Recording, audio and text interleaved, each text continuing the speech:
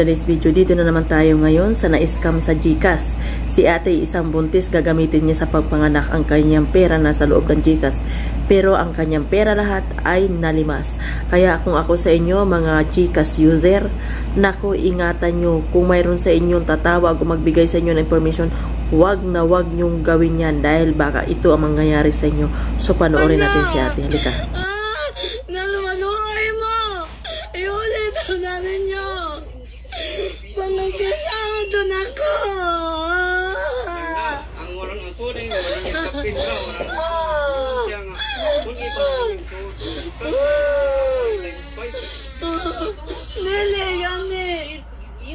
Wow, ganito kanya tawag siya na ako. Ngay pa times 2. Times 5, oh! Moto dili na wala jud ko kay bugong ano i-minimize ko i-start sharing ana yang BPI nya iya ipauna kong GCash kay kon ko ayaw lang sir dili na ko i-on ang GCash kay not to share lagi OTP unya dili na ko i-on kay na dira ang code nya naka-minimize ko manggod ta ya makita nyo diha o sige day mo to mga after 2 hours na mo sige tabi after 2 hours nibalhin siya og pasend og Lazada nibong maguti pag open ako message naguna na ang code mo to na wa siya galit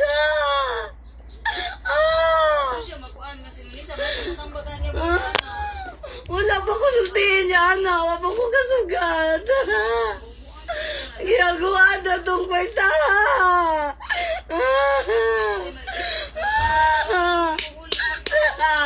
ayun na yung kwarta mayroon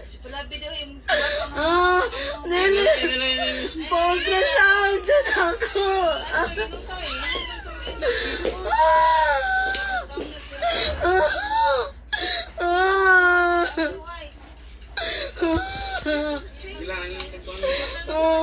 nagdahom jug ko te nagdahom jug ko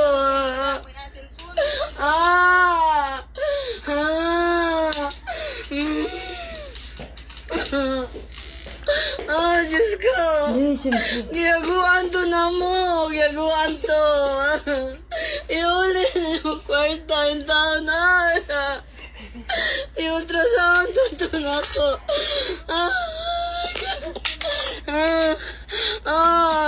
na-scam jug ko Sir Von ko na giyak maluoy mo giyaguan to na mo bisag mabdos ko na ning kamot big maayo ora to ultrasound ako giguha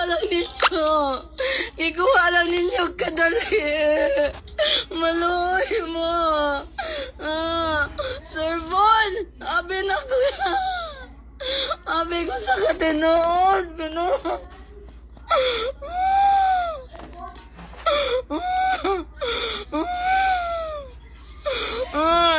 guys, please ko share ani nga video. Masig makita ni Sir Von dyan na tinuod dyan siya. Nag-scam dyan ko. Na-scam ko.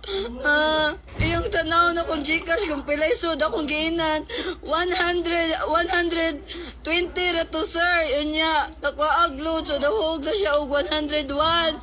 Unya kay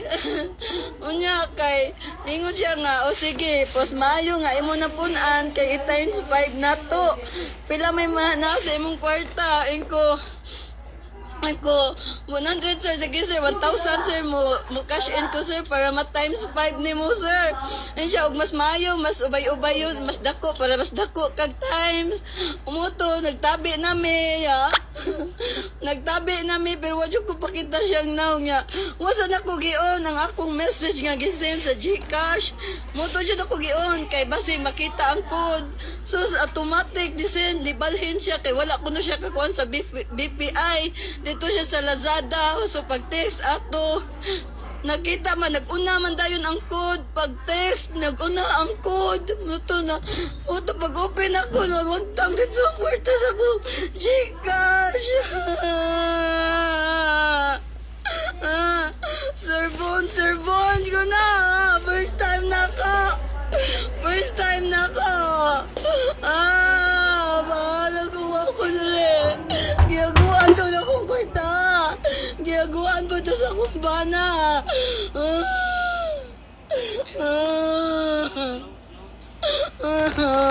Maluhi mo.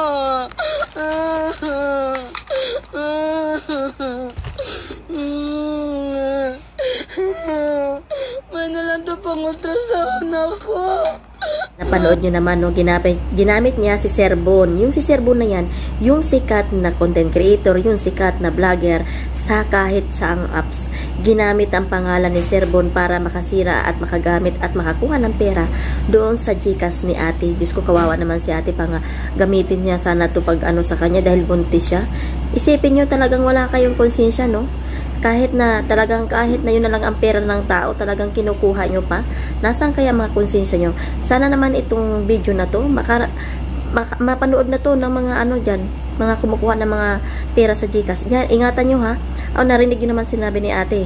Ayan, hindi pa nga niya na-click yung kanyang link. Bakit nagulat siya na nakuha na yung kanyang number ng kanyang Gcash? May kwento pala ako sa inyo mga langga. So, ganito yun. Yung aking manugang, yung aking anak, is ganito ang nangyari. Ang nalimas din sa kanilang pera. Buti na lang kamo lahat ng mga pera ng mga tao binayad sa kanila doon sa kanilang negosyo ay naagapan agad ng aking manugang. Ang nakuha doon sa Gcash is 35,000 pesos. 35,000 pesos. Nagulat yung aking manugang. Bakit daw? Lagi daw nagre-reply doon sa Gmail niya. Ilang beses daw pumapasok daw yun sa Gmail niya. Nagulat siya, samantalang wala naman daw siyang kinakausap na tao, wala siyang binibigay na number sa kanyang Gcash. Nagulat na lang siya no bakit nakita niya na pabawas ng pabawas yung pera na nagbabayad sa kanila. Yung pala, nakuhaan na sila ng pera doon sa kanilang Gcash. Buti na lang kamo, hindi lahat nakuha ang pera. Diyos ko, laki sana naman problema, pati ako siguro naman damay siguro nun. Siyempre, isipin mo, isang linggong pinaghirapan ng anak ko, ay kumalimas lahat ang mga binayad ng tao. Diba? Ay kawawa, 35,000 ang nakuha sa kanila. So, ay sabi ko nga sa anak ko nung tumawag, ay buti na lang ma, at yun lang ang sabi ko, hayaan mo na yan, dahil may kapalit din yan, si God na lang ang bahala sa kanila. O diba? Na-scam din yung anak ko sa ganitong sistema, pero hindi matawag yun ng scam kasi nga, hindi nila nakausap ng tao, nagulat na lang sila, lagi na lang pumapasok ang Gmail sa kanila. Yung pala, pabawas na lang pabawas yung ano nila, at saka yung aking manugang, kapatid ng aking manugang, mga magaling mga likot sa ganing sistema dahil gumaduit siya ng IT. Ayun, nahuli nila at naibigay nila yung tao na yung kahit yung number, nakuha talaga nila yung number. O diba? At ingat talaga tayo. Ito lang masasabi ko, ingat kayo. Huwag kayo magpundo ng pera dyan sa inyong Gcash na malaki. Kasi naku po, talamak ngayon ang mga scammer ngayon sa mga ganyang sistema. Ayan, maraming salamat. Sana may natutunan kayo dito sa aking mga video. At ito ay babala sa mga Gcash user, no? Huwag na huwag kayong magpundo ng pera sa inyong Gcash number. So, kung hanggat maaari, kung magagamit nyo, itago nyo lang sa bahay. Kung mayroon kayo mapagtaguan, huwag kayo magtiwala ngayon sa Gcash kasi nakita nyo naman kung anong balita ngayon. Ayan, maraming salamat sa inyo lahat.